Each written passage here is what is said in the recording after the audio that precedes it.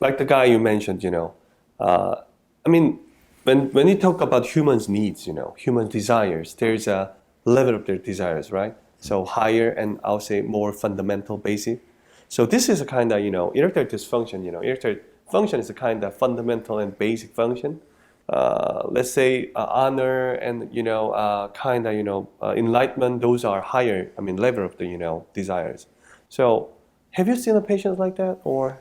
There was a patient of mine who had I took out his prostate. This is back when I used to do that, and then I put a penile implant in him, and he was a very, very successful businessman, and he was having a fundraiser for a politician, but a high level politician here in the U.S. And we were at his house, and there's Secret Service around the politician, and he goes, "Come here, Paul, I want you to meet," I'm not going to say who, and he says, "You got to see what Paul did for me." And he took his dick out, and the Secret Service comes running over.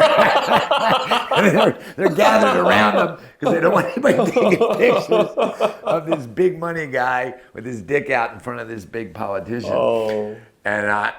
And this guy had one of the greatest lines ever because he was pretty old, and he says he makes love to his wife maybe once or twice a month, but he couldn't close a deal. He couldn't shake a guy's hand without the confidence of previously when he had no erections. He says he was back to making deals and real deals, the stuff that made money and did nice things for people, and he was a real contributor to the society. Well, I have to thank you so much. What I have to, really appreciate one of that is that, Paul, I've become a different person. You remember how I was when I first come here? Mm-hmm. So paranoid. Quiet, paranoid. Paranoid and unhappy, I'll say. I can name it that way. I had a good residency. I had a good, chiefs. My chiefs were really nice people and great people with wisdom. But I haven't seen any, I haven't done any quality of life treatment. So I was not really make them happy, my patients. But this is something I never expected I could get. As my patient become happier person, they make me happy as well. Going to the work, coming to the office was not a, dread thing. Like you mentioned, I have some friends who put it that way. Yeah. Going to his workplace is like going to like a butcher house or slaughterhouse for them. They agonize every day. They have to strive themselves every day to go there. Why? Because they're afraid of it. Patients keep saying that they are, in pain and agonize them. But for me, going to the office, sometimes I must admit that there's some patient, who have, post-operative pain or things like that. I feel, difficult as well. But still, most of my patients who coming over, now it's my 50th year of my practice, I have enough stack of the patients who had over, those periods. They make me so happy. Some patients send me a sweater. Some patients send me a booze, like expensive whiskeys. Yeah.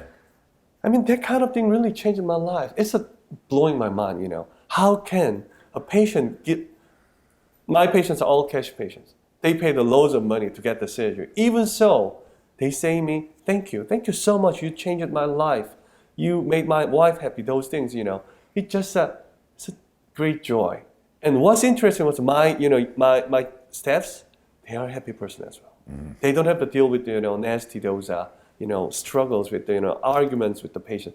They seldom do. So it really affected my life. I should thank you for that, because that's what I learned from you. I didn't expect I will be the same. So you were initially here 6 or 7 years ago? 7 years ago.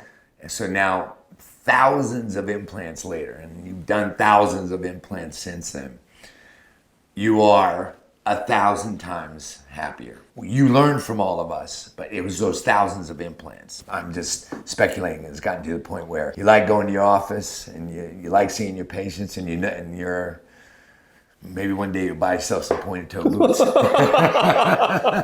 I guess you are 100 times happier than I do with your new twins. So lastly, Paul, as a master of my field, I admire what have you done, but Thank I you. just want you to ask you, how could we do better to work for our patients happier life? How could we do better? The thing that we really need to do is realize you're private practice. I'm private practice. We have databases that blow away academic databases. We really need to meld our work with our friends in academia more than we do. And this year I have 2 research fellows, and I hope you have one. Yeah. Because we need to all learn more from each other, because things have gotten so much better.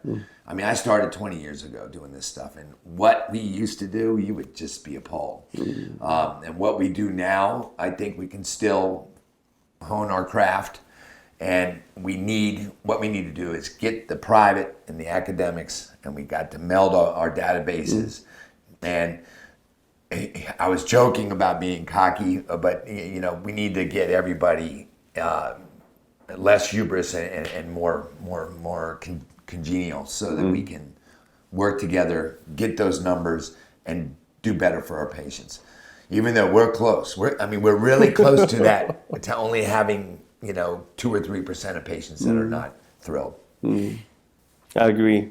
I mean, what's interesting is that those who really have a happy patient and a happier, in my eyes, money really doesn't matter. I mean, bothers you, right? Money doesn't bother you, and doing more cases, maybe better, good thing. But you have I'll say doing a lot of cases. What I see, when that moment comes to your life, they really thinking about what I can do better for the mankind, not just myself or not just people around me. So I guess in terms of that, doing your research, what you mentioned is really important, because it will be a groundstone for the other guys who will do after us, right?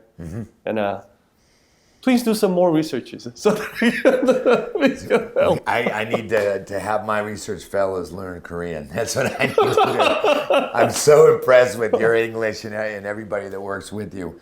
But we will. You and I will. We have. Yeah. We put together data for papers and abstracts.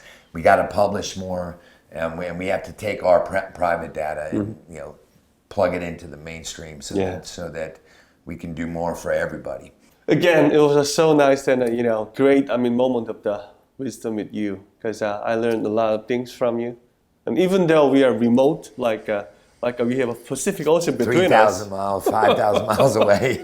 but still, I always think that I wanted my practice become like yours, because the way you set it up and the way how you deal with the patient, I want to be that person.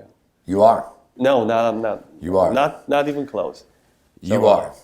I just, Believe me, you are. You have gotten there, and all of us are ridiculously proud of you, and you're gonna. I told you earlier, you're gonna have a lot of envious people, and there's a saying in Italian that the tallest blade of grass gets chopped first. But that's never gonna happen to you, because you're too happy. When you're happy, you kill them with kindness, and you're just gonna have a great career. Thank you so much, Paul. It was a great moment again. Coming by the office today. It's a pleasure having you all, and I hope my patients offered something. Okay? I love you, brother, very much.